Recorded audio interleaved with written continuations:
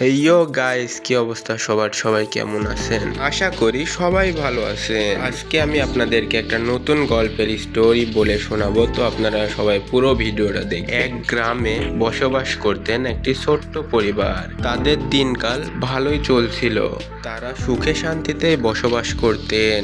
হঠাৎ করে একদিন কাল বৈশাখী ঝড় এলো। সেই ঝড়ে তাদের ছোট্ট পরিবারে ভাঙন ধরিয়ে দিল। তারা হয়তো বা ভাবতেও পারেনি যে এরকম একটা দিন আসবে, তাদের ছোট্ট পরিবার থাকার জায়গা নেই।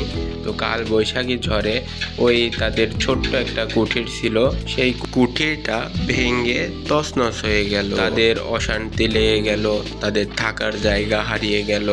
তারা কই থাকবে, কি খাবে, কই যাবে?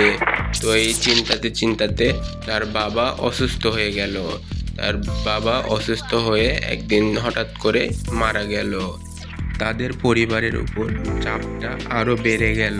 সেই ছেলেটি পড়ালেখা করত, সেই ছেলেটি পড়ালেখা কেমনে চালাবে, তাদের সংসারই বা কেমনে চলবে, তারা কি খাবে, কিভাবে চলবে? এই চিন্তাতে চিন্তাতে তার মা একটা জিনিস ভাবলো যে তার সন্তান কিভাবে পড়ালেখা করবে, মানুষের মতো মানুষ হবে। এই চিন্তা ভাবনা করে সে একটা ছোট্ট জুতা সেলাইয়ের দোকান দিল।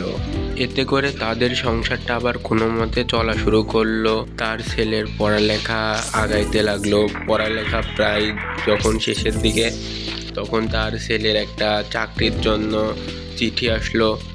তো সেই চিঠিতে করে তার ছেলে বাহিরে গেল চাকরির জন্য।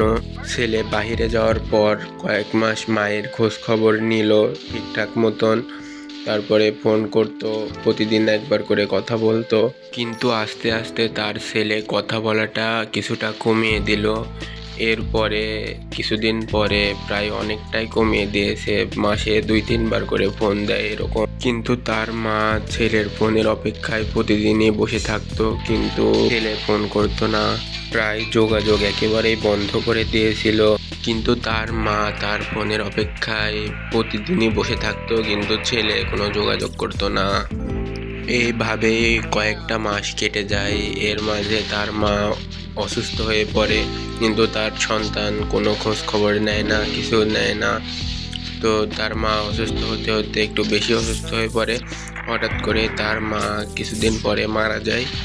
তো তার সন্তান তাও জানে না যে তার মা মারা গেছে। সে অনেকদিন ধরে ভাবতেছিল যে সে বাসায় আসবে। সে বাসায় এসে দেখে যে তার মায়ের লাশ কঙ্কাল হয়ে পড়ে আছে। তাকে দেখার মতন লোক ছিল না। তাদের বাসাটাও ছিল প্রায় জঙ্গলের ভিতরে, কেউ ওইখানে যেত না।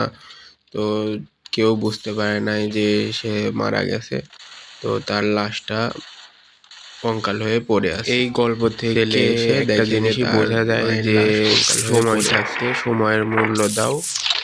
সময় ফুরিয়ে গেলে তার সাথে তোমার জিনিসও হারিয়ে যাবে।